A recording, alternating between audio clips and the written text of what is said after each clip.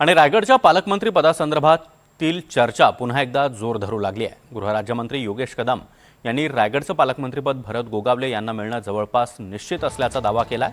तर शिंदे गटाचे मंत्री प्रताप सरनाईक यांनी 15 ऑगस्टपासून भरत गोगावले जोमाने कामाला लागतील असं म्हटलंय।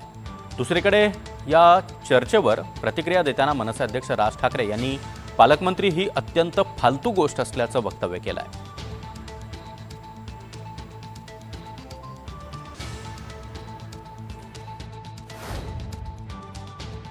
नाही, मला वाटतं अजून अधिकृत घोषणा व्हायची आहे, परंतु जवळपास निश्चित झालेलं आहे। बऱ्याचशा त्यांना रायगड जिल्ह्याचं पालकमंत्री मिळणार आहे। अनेक वर्षांची तिथल्या रायगड जिल्ह्यामधील शिवसैनिकांची मागणी होती। अनेक वर्ष शिवसेनेसाठी झटणाऱ्या एका कार्यकर्त्याला माननीय एकनाथ शिंदे साहेबांनी मंत्रिपद दिलं आणि काही प्रामाणिक शिवसैनिकांच्या भावना अशा होत्या की कॅबिनेट मंत्रिपद नको, पण तुम्ही रायगडचं पालकमंत्रीपद घ्या। इतकं महत्त्व शिवसैनिकांना त्या पदाच्या माध्यमातून शेवटी संघटना वाढवणे आणि विकास करणे हा आहे। मला वाटतं एक सच्च्या शिवसैनिकाला न्याय माननीय एकनाथ शिंदे साहेबांच्या माध्यमातून आज मिळतोय। नक्कीच आमच्या शुभेच्छा त्यांच्यासोबत आहे। लोकप्रतिनिधी बदलले म्हणून तर काम जलद गतीनं होतंय ना। ह्या पूर्वीच्या काळामध्ये काँग्रेस राष्ट्रवादीच्या सरकारच्या काळात ते काम अति मंद गतीने होत होतं। आमचे लोकप्रतिनिधी निवडून आले म्हणून ते आता मोठ्या गतीने चालू झालेलं आहे। लवकरात लवकर महामार्ग आता पूर्ण होईल।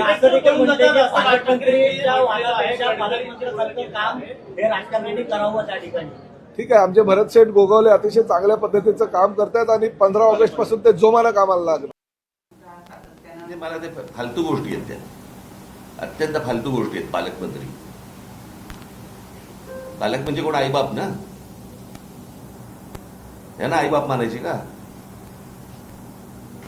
माझं मत आहे, सरकार नावाची एक गोष्ट असते। सरकारने ह्या गोष्टींचे निर्णय घ्यायचे असतात। सरकारने आपल्या लोकांचं जे काही हित आहे ते सांभाळायचं असतं।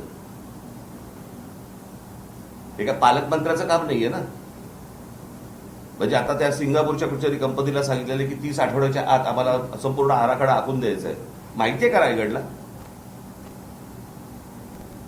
आमच्या मुलामुलींना माहिती आहे का कोणत्या प्रकारचे जॉब देणार आहेत? काही कल्पना आहे का आपल्याला?